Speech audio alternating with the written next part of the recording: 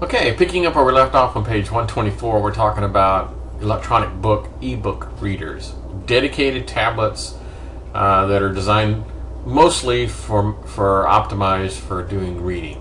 Okay, but they can do everything else. I mean, you can play games, and you can do email, and you can surf the web, and things of that nature. On page 125, they talk about game devices. I'm just going to skip over a great deal of this. You guys know what game devices are. You know, you have a game controller. Typically, you hook it up to your television set, and then you physically have a device. Could be wired, it could be wireless. Your game controller for you to do your thing. There's handheld game devices. The Game Boy was one of the original ones. Anyway, a small handheld device that you could play. Anyway, this is a list of them there on page 125. And let's continue. On page 126, they talk about embedded computers. Now, here's a Trivial Pursuit question. What percent of all computers, and I'm using that term kind of loosely, I'll just describe why in just a second. What percent of all computers are the type of computers that go into PCs and laptops versus the type that go into embedded devices? What do you think the percent is? What do you think? Well, according to lots of sources, the embedded computers, these small, tiny little devices, constitute well over 95% of all computer chip sales. Okay, now think about this a minute. You probably have a microwave oven, and it's got a digital display, doesn't it? It's got like the time, right? And you can punch in stuff. There's a little embedded controller in there, an embedded computer. So in my house, I have an alarm system that's got it embedded. I've got a microwave. I've got an oven. I've got a refrigerator that's got some smarts. I've got, even my coffee pot has a timer, and I can set it up to do things. Dishwasher, washing machine, the dryer. I mean, you just keep on and on and on. The thermostat. I mean, there are probably, and then when you get to the cars, if you bought a car in the last 5 years, there's probably 15 to 20 individual microprocessors in your car. So microprocessors are big business. You rarely see them, but my goodness, they are out there. Okay, so embedded computer is a special purpose computer that functions as a component. In other words, it's not a standalone computer. You're not going to surf the web using your coffee pot. So it's a specialized computer functions as a component in a larger product. And they talk about consumer electronics, home automation, automobiles, process controller and robots, and then computer devices and office machines. Yeah, if you have like a Xerox machine or something, it's not going to have, a full processor like you'd find in a tablet, but it's going to have an embedded processor. Okay. So, thinking about your car. Yeah, your car may have a GPS, and that's going to be a separate processor. You're pretty much we're going to have airbags, and the airbags are designed to deploy at certain rates, at certain times, depending on what direction. That's all done by a processor. Cruise control, that's a processor. Tire pressure monitoring, that's one. Stability control and braking and all these kinds of things. So power steering, all these things take these little processors. So sure, when you jump in your car and you flip a switch and something happens, more than likely there's an embedded processor involved. Okay.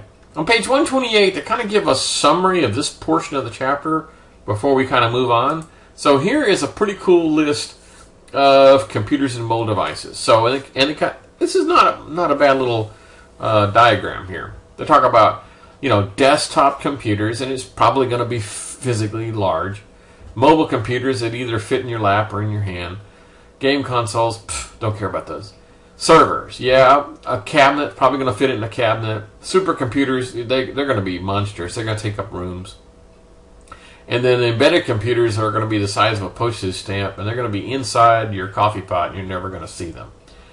And, Number of simultaneously connected users. Well, you could have a personal computer do more, but it wasn't really designed for that. It was really designed to be one person. I mean, you had one keyboard, one mouse, one screen. That equals one person. Servers, on the other hand, were typically have, available to you, have no screens, no keyboards, and no mice. They were designed for you to connect through a personal computer to get to them. Okay. So take a minute to look at that, but it's all pretty straightforward. Okay. And now we're moving on. So on page 129, they talk about ports. And if this was an A+ certification course, there'd be a test where you'd see a picture of a port, and you'd have to say, well, that's a FireWire port, or that's a USB port, or that's a power port, or whatever. This is not an A+ certification course. But you do need to know a little bit about these guys. Okay, so a port is the point in which a peripheral device attaches to or communicates with a computer or mobile device so that the peripheral blah, blah, blah, blah, blah. Basically, it's the hole, okay? The port is the hole on the side of the case where you plug in the cable. Okay? Nothing fancy. So the connector is the opposite of the port. The connector is the thing at the end of the cable, right, that plugs into one of those ports. And obviously, they have to match. That's going to make sense. If I have a USB cable with a USB connector, it has to go into a USB port at the other end. Okay. On page 130, they have a diagram, and this is kind of an eye chart. And I'm not going to zoom in because you can look at it yourself. But there are lots of different types of ports out there. So if you bought a laptop, and laptops are fairly notorious for not labeling things because it just physically isn't enough room. You have a laptop that's a quarter of an inch thick. It's hardly room in there for them to label everything. So you have to kind of eyeball it and figure out what the heck it is. Okay. So some of this kind of sort of makes sense. USB are these square type cables. You're probably familiar with those. Unfortunately, there's different types of USB cables. There's the type A, which is the one that you usually plug in to the computer. And type B is what normally plugs into the device. That's not always the case. So if I have like a USB, external USB hard drive, it's going to have a type B that plugs into the hard drive and a type A that plugs into the computer. And then of course, that worked fairly well for many years until things, got smaller and smaller and smaller, and you physically couldn't put the connector onto one of these itty bitty little guys. So they ended up with these several different versions of these miniature USB connectors. And so the miniature USB connectors, it's electrically the same. It's just shrunk down so it doesn't physically take up quite so much space. So here's another thing. Let's say I'm getting ready to buy a laptop, and I want to make sure I'm a traveling salesman, and I want to be able to plug into a projector for when I visit a client's place. Well, nowadays there's this HDMI. Don't worry about what that means. It's a high definition kind of a thing. Video port that typically is going to appear on your laptop. But a lot of companies still don't have this, and they may just have the plain old VGA connector. And so you kind of sort of have to know, if you're going to a tech-savvy company, like you're selling software, right, something like that. But if you're selling ball bearings, and you're going to some steel mill somewhere, then perhaps you ought to consider a laptop that has some of the older connectors. So just because the connector is old doesn't mean it ain't going to be used. Okay. Let's continue. So a USB system, the port plus the cable connector, stands for Universal Serial Bus. Woohoo! And it can connect up to 127 devices. So it's kind of cool. You could like fan out and have lots and lots and lots of different connectors all using one cable, which is kind of cool. And in fact, what a lot of people do, like if you have a laptop that only has one, you can buy a device called a hub, and it's just itty bitty little guy. And so it has one wire going in, and then it's got like four ports coming out. So it's a port multiplier, so to speak. So one cable going in, And the only problem is it's kind of gangly, and you have to carry it around with you, and it looks dumb because you get this thing stuck in your laptop and then 5 or 6 things hanging off the end of it. But anyway, ultimately you could have 127 things hanging off the end of the cable. So that's kind of sort of the way it works. A lot of people use a docking station. They have a small machine instead of using like a port replicator. On page 131, they talk about the guy has looks like a tablet, and he just clamps it into some sort of a docking station.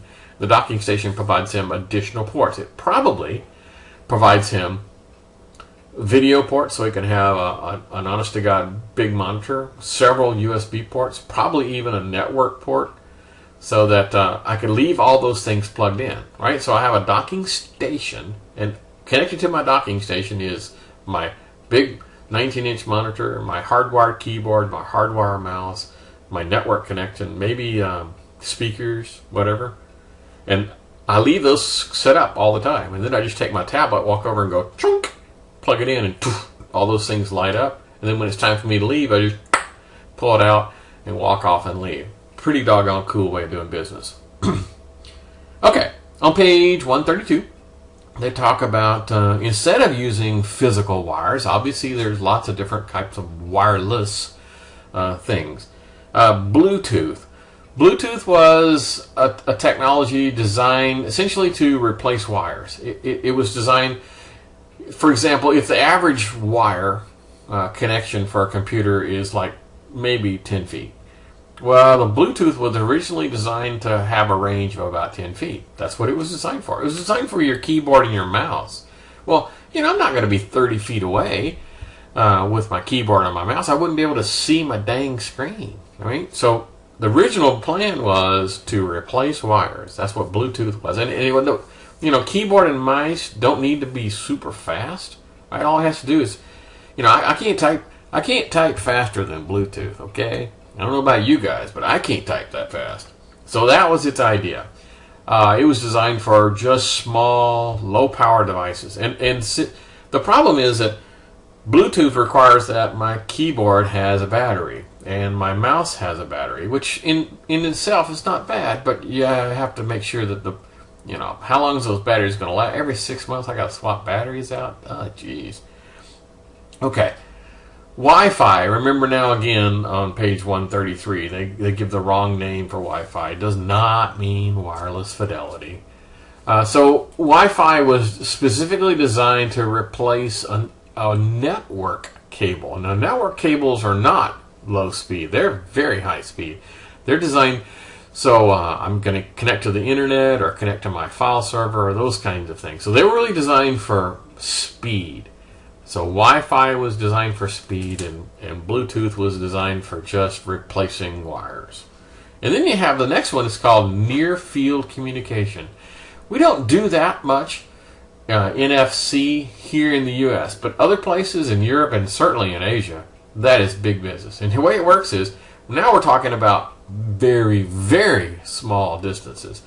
So I've got my smartphone, and if I'm in Japan and I go to the grocery store and I buy some groceries, I take my phone and I just knock it on this little thing. I just go doink, And what happens is I have to be within inches of this thing, and when I get that close, there's a communication that takes place, and then it charges my groceries through my cell phone.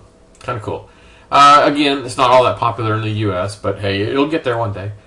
So near field communication. Quite frankly, on my phone, just to save battery, since I don't know of any store around here, maybe there are, but I don't know it, any store around here that has near field communication. So just to save batteries, I turn it off, figuring what the heck.